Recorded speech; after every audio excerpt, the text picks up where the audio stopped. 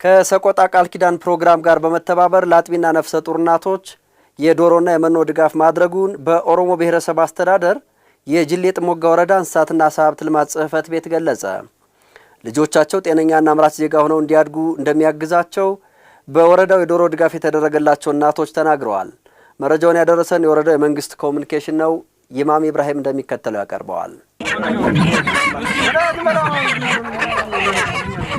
በተደረገላቸው የዶሮ ድጋፍ ራሳቸውንና ልጆቻቸውን መመገብ መቻላቸውን በኦሮሞ ብሔረሰብ አስተዳደር ጅሌ ጥሙጋ ወረዳ ድጋፍ የተደረገላቸው እናቶች ተናግረዋል። እናቶች ልጆቻቸው ጤነኛና አምራች ዜጋ ሆነው እንዲያድጉ ወረዳው ላደረገላቸው ድጋፍ ምስጋና አቅርበዋል። ስሜ ጤባስ በእናት ነፍሰ ጡሮች ያው በዶሮ ድጋፍ ሰጥተውናል። በጣም ደስ ብሎናል እና እናመሰግናለን። 12 ዶሮ ተሰጥተናል። 33 ኪሎ ፍርሽካ ተሰጥተናል። ሶፊያ ከበደ የሚባለው 12 ዶሮ ተሰጥቻለሁ በአጥቢ እና ይሄ አሁንም ቢጨመር ግዳፍ ያደርግልን በጣም ደስ ይለኛል እና ፍርክሻም ተሰጥተናል። ለኛም ደግሞ ለህፃናትም ደግሞ ያሳድገን በእንቁላል ልጆቻችንን ተንከባክበን ለውጥ እንድናሳይ ያው እየረዱን ነው። ከሰቆጣ ቃል ኪዳን ፕሮግራም ጋር በመተባበር ከ720 ሺህ ብር በላይ ወጪ በማድረግ ለ62 አጥቢና ነፍሰ ጡር እናቶች ለእያንዳንዳቸው 12 ዶሮና 33 ኪሎ ግራም የዶሮ መኖ ድጋፍ ማድረጋቸውን የወረዳው እንስሳትና ዓሳ ሀብት ልማት ጽሕፈት ቤት የተዋጽኦ ባለሙያ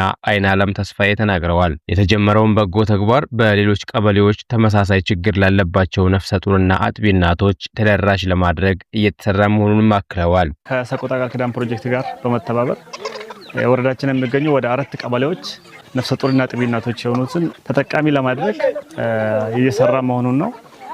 በዚሁ መሰረት ለዶሮ ግዢ ወደ 520 ሺህ ለመኖ ግዢ ደግሞ ወደ 200 ሺህ አጠቃላይ ወደ 720 ሺህ ብር ወጪ በማድረግ ተጠቃሚ እያደረግን ነው። በዚህ መሰረት ወደ 62 እናቶች ናቸው ተጠቃሚ የሆኑት። አንድ እናት 12 ዶሮና 33 ኪሎ ግራም የሚሆን መኖ ነው የሚደርሳቸው። በዚሁም ፕሮጀክቱም መስሪያ ቤቱም አንድ ላይ በመተባበር ተጠቃሚ ያደረግን ሁሉም ቀበሌዎች ላይ እየሰጠን ነው የምንገኘው። እናቶች የተሰጣቸውን ዶሮ ለታለመለት ዓላማ ብቻ እንዲያውሉም ባለሙያው አሳስበዋል።